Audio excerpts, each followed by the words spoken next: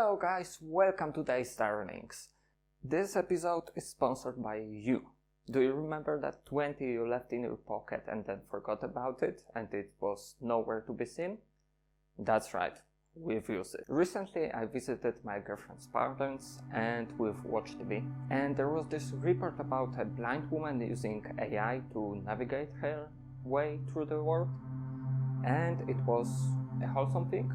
Something inspiring even, that technological advance is making our lives easier, helping us, helping people with disabilities to function in a normal way.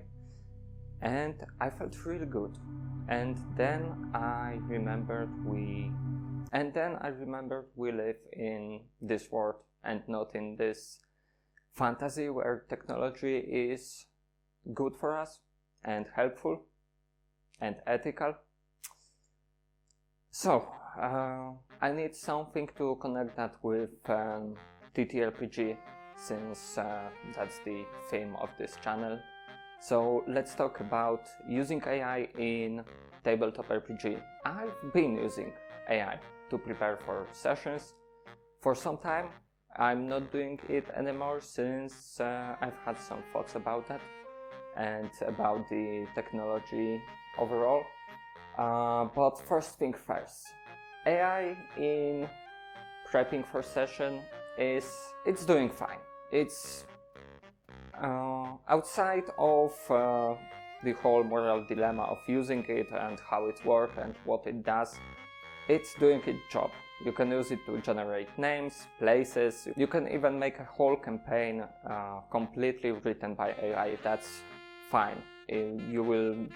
That's fine. But honestly, I've been doing it for some time, mostly actually wholly for games with my friends where I need a few random names for NPCs, or I don't have idea what to do with that guy, maybe ChatGPT could help me, and it worked. But I've begun to think it's not much different than using just random name generator or just thinking about it for some time. In my previous video I've talked about stealing ideas from various sources like books, movies, comics, etc. And honestly, even though the whole AI generation feels a bit like this, like you just taking something out of the book and using it for your own campaign, it's still different. And what's the difference? Your creativity. Because AI, even though it is named artificial intelligence, is not intelligent. It lacks this factor of human imagination, and it's really soulless. I feel tremendous difference when I'm picking a plot point from some book or comic or movie I've watched recently and reusing it for my game, or changing it slightly to fit the character I meant it to play out with. And with AI I feel like it's a bit cheating, and I don't feel good with that. And I know what you're going to say, because people have been defending this whole generative AI thing for some time, and it's great for people with no imagination. I don't know how to draw. I'm not a professional writer, and that's completely fine that you aren't that thing. It takes years to learn something like that, and I know that from experience. Would you like to see what it's like for me to imagine an apple? Here you go. That is going to be the closest approximation to how my imagination works. And with that, you maybe have an idea how hard is it for me to come up with something original, which is another topic I've already touched upon, that you can't come with anything original, but you can create something your own. And with my lack of imagination, I aspire to be a miniature painter. I'm not really good at this. Honestly, it takes a lot of work. It's a difficult process. I don't have enough of imagination to come up with an original color scheme and don't have enough experience to come up with this color theory we're on the spot, and it's completely fine. Same thing with digital art. I love doing stuff like digital drawing, digital painting, and I completely suck at it. You can see it for yourself. These are not good drawings, and it's in and naturally I would be the person that this argument is for, that I'm not a good painter, not a good artist, I'm not really a good writer, and AI would make me one. But that isn't really true. The AI would just do these things for me, without teaching me anything, without allowing me to grow, without even allowing me to feel any satisfaction from my work. Because even though these miniatures are shitty, even if those drawings are really bad, I'm really happy when I'm doing them, and I like watching them, seeing them.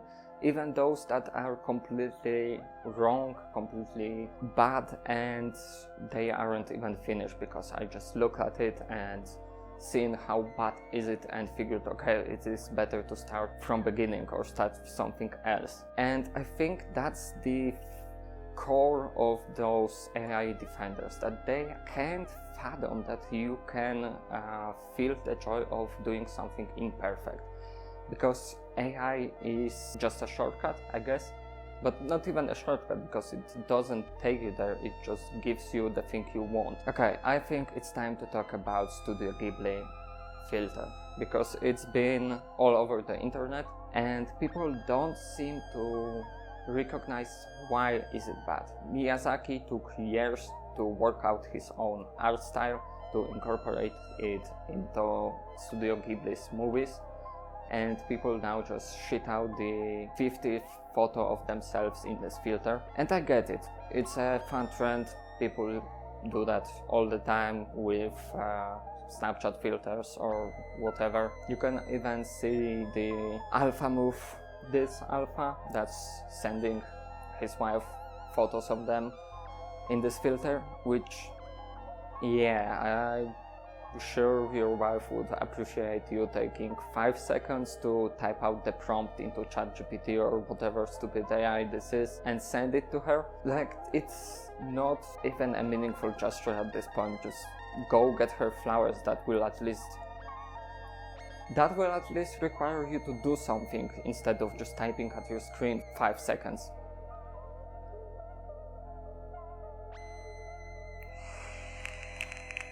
This type of thing is just soulless imitation, not even imitation, because when you trace the image, imitate the image completely, just copy it from the picture of someone else doing it, it requires some kind of effort. A bit of your soul goes into it. Even those shitty drawings I did, taking hours at the time to recreate a photo I liked and change it just a little bit with my own hands, they have more soul than any type of AI art you can create. Recently, internet personality, I guess, Shaden Brooks, posted a lot of tweets regarding Studio Ghibli filter thing and how AI is better at doing things than people. You can see that tweet over here. And this goes back to the thing I mentioned, that AI bros just lack this feeling of enjoying something imperfect.